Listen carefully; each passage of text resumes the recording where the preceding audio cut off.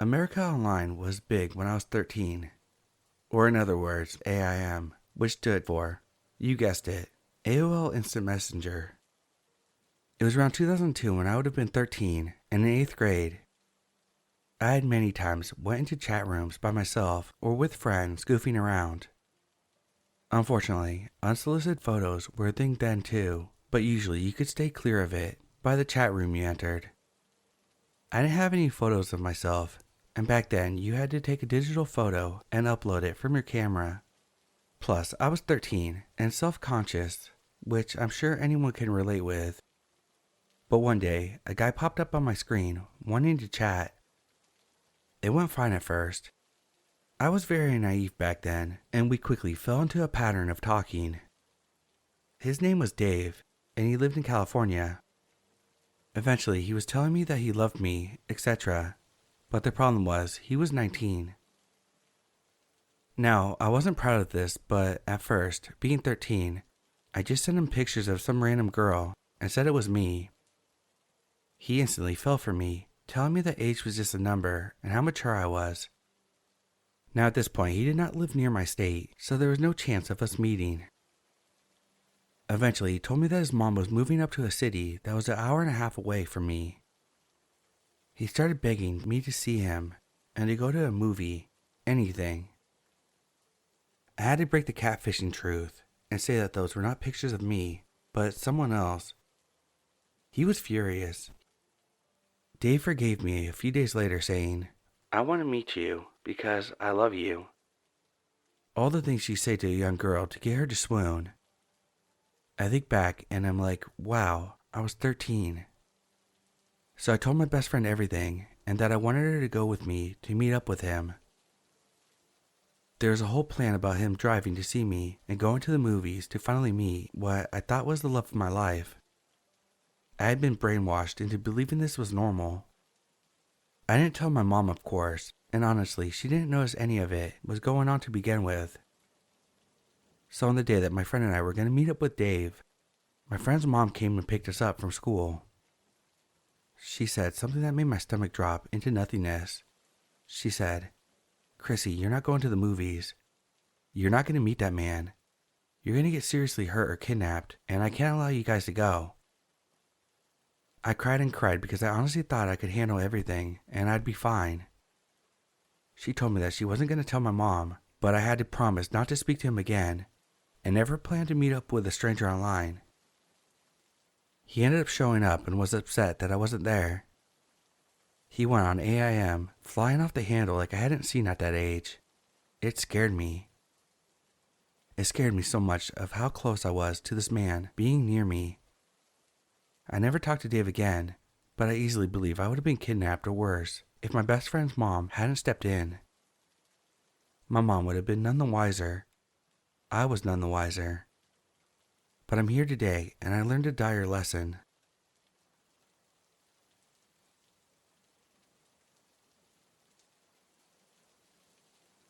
I'm a 31-year-old female, mother of 2 young girls, and I fear that they will make the same mistake I did.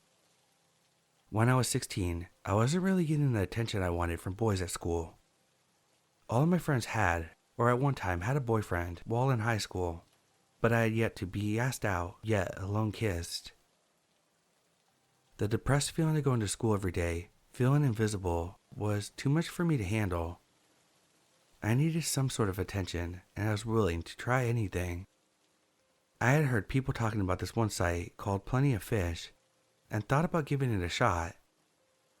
Now, I wasn't trying to meet anyone from that site. My plan was just to talk, flirt, and I guess just practice being comfortable in my own skin, so I could use it in real life. One day, after an awful day of school, I got home and just decided to do it. Why not? What's the worst that could happen? Looking back now, I was an idiot. I wanted to grow up so fast when I should have just been enjoying my teenage years. So I uploaded a picture of myself where I appeared to be a little older than I actually was. I added my name to my profile, but used my middle name rather than my first name. I thought at the time that I was being super safe. Jeez, I was a moron. I listed my age as 18. I know. The first few weeks, I would get messages from guys, some nice, some a tad perverted, but nothing too strange or meaningful. It was fun, but I hadn't really met anyone I vibed with. I was kind of getting a little bored of this experiment. That was all stopped when I got a message from Greg. Greg was 22, pretty good looking, and had the most beautiful eyes. He came off as sweet, but a little bit shy, which was almost the same as me, and we hit it off. He wasn't like the other guys that had messaged me previously. He was actually interested in the things I had to say. He would ask follow-up questions all the time, and mention things I shared with him in later conversations. He seemed like he was the perfect guy. Over the next few weeks, we talked every night. I literally was in my room after dinner until bedtime chatting it up with him. I told him my biggest secrets, things I hadn't even told to my best friend at the time. I eventually told him I was only 16 years old, but he surprisingly said that he was okay with it. It was the same night that we officially started our online relationship. This is where things started to change. At first, it just seemed like he was eager and persistent to meet up. I was so nervous at the thought of him not liking me if we met up, so I was very hesitant. Over time, it seemed like he would not take me saying later or in a few months without trying to pressure me to meet up with him. I got to the point where I almost thought I owed him a meetup, like I was the one being unreasonable. I was lost, unsure what to do, and I guess I gave in to the pressure. We scheduled a time and place to meet up, but that night, I was called into work. I told him we would need to reschedule. This is where he lost his shit, and I became scared for my life. He started calling me over and over again, leaving me messages like, "I know you're lying. Who is he? Where are you? Why are you doing this to me?" I was at work, so I didn't respond to him until about 2 hours later. I told him I was at work and that we would meet up soon. He responded with, "I know you're lying, bitch. I'm gonna find you and the dude, and I'm gonna make you pay. You've been playing me this whole time." He even said that he went to my work and didn't see me. I had mentioned where I worked in previous conversations, but I wasn't sure if he was serious or not. I was in the back room most of the night, so he could have actually been serious. He continued to follow up with cursing me out and calling me all sorts of names. Luckily, my dad was picking me up that night, so if he was out there, at least I had some sort of protection. I told my dad what was going on in the car ride home, and he made sure that no one was following us. I blocked him and deleted plenty of fish that night. I never used the online dating service after that, and I just hoped that my daughters would be smarter than I was.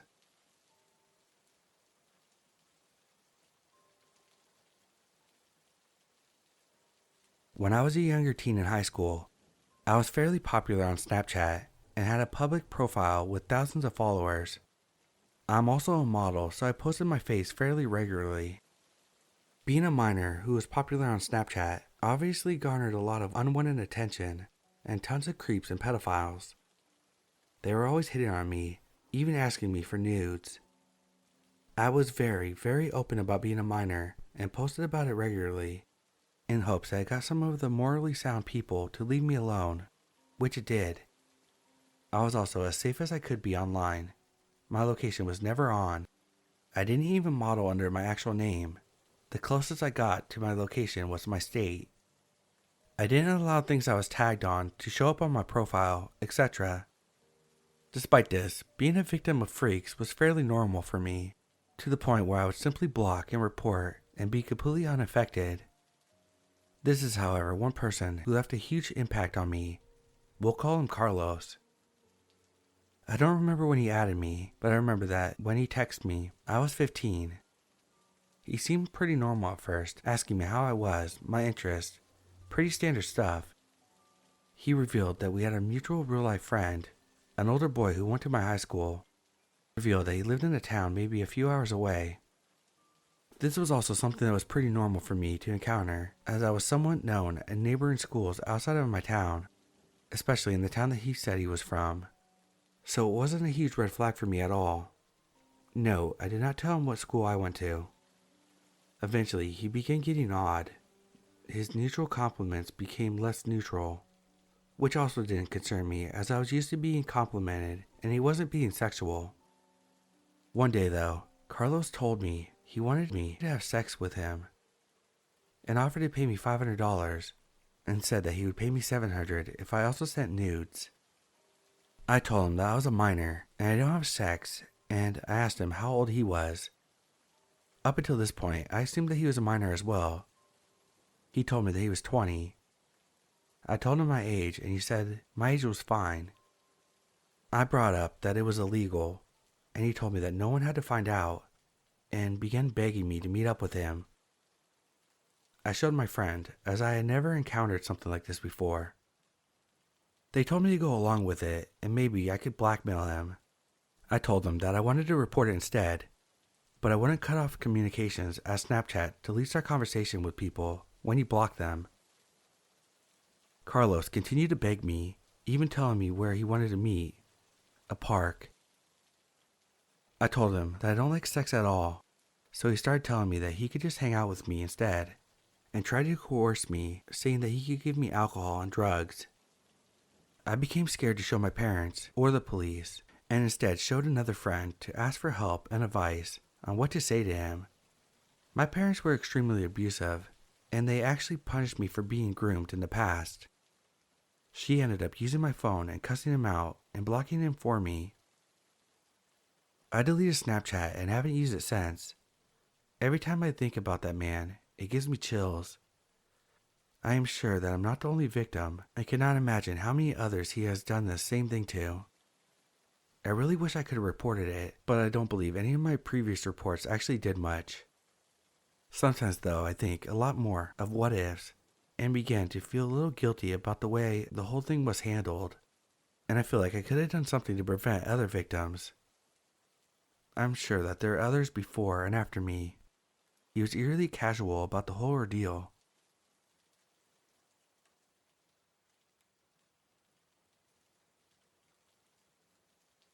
I thought I had it all.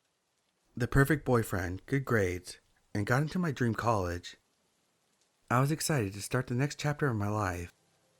We both got accepted into top colleges, and although they were at different schools, we were going to make it work.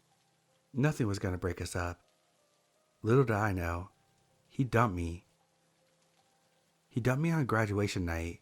He was going to college and didn't want to be tied down. I was crushed and felt like the last 3 years of my life was a waste of time. I couldn't leave my house for weeks. I laid around and cried and felt sorry for myself.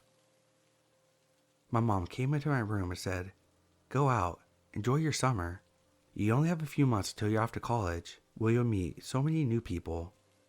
So I did just that. I called my friends, hung out, went to the beach, went to parties, just enjoying life. I was ready to move on. I wanted to casually date now, but nothing serious. I was leaving in a month and a half. I just wanted to have fun. My friends kept telling me about this app where you could swipe left or right if I thought they were attractive. Tinder. They were telling me I should create an account on there and meet guys. I honestly wasn't really interested in meeting guys online, but they downloaded the app on my phone and made an account for me anyways. For the first few days, I didn't even mess with it, until one night my friends came over and we were in my room hanging out listening to music. I grabbed my phone and opened the app and we started swiping away. We were having fun, laughing, joking, just having a good time. The next day I received a message from this guy named Mark.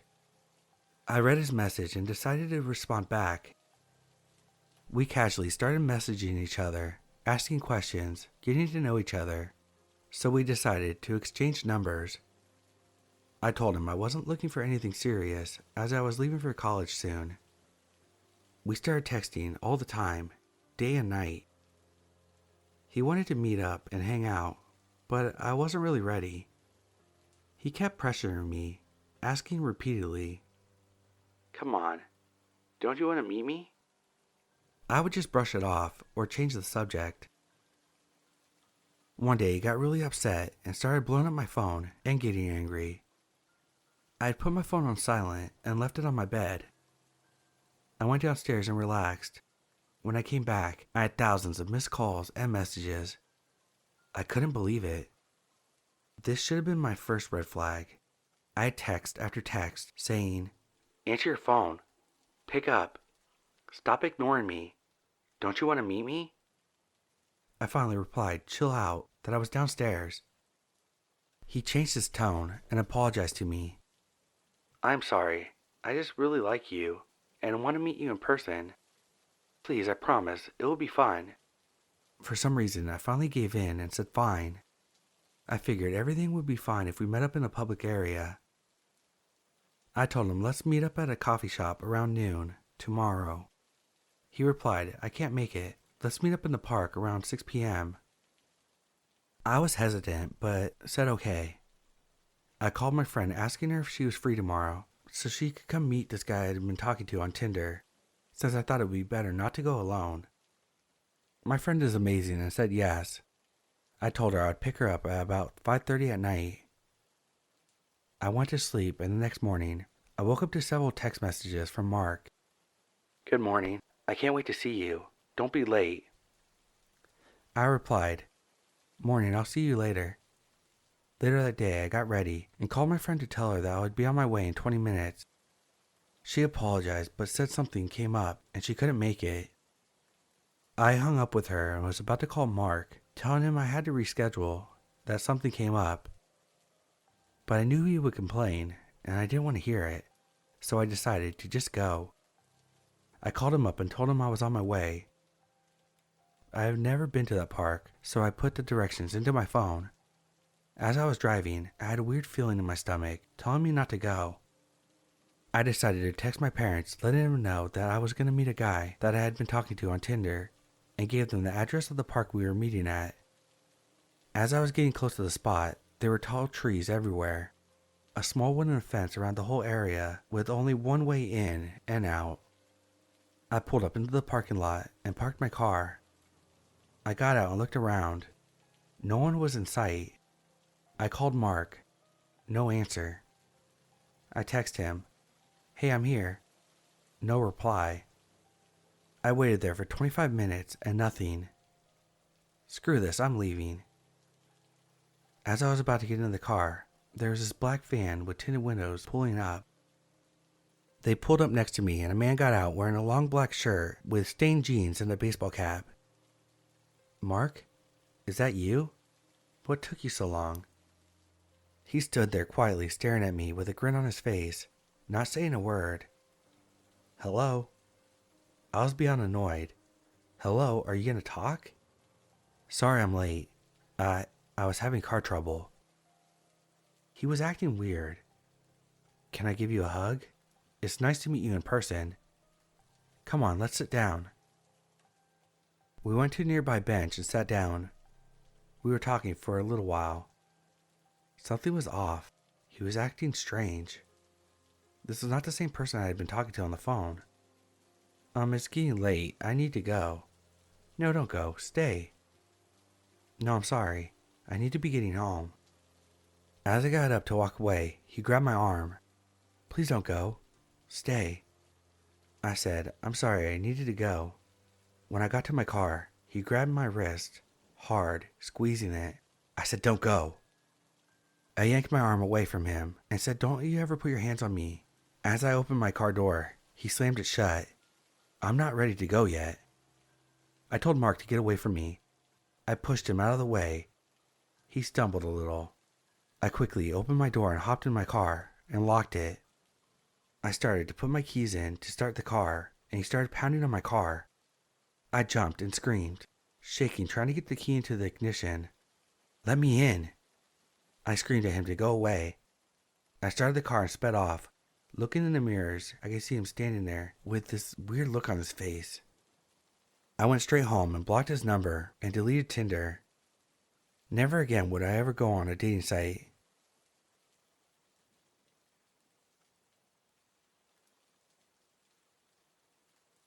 I'm a 25-year-old female.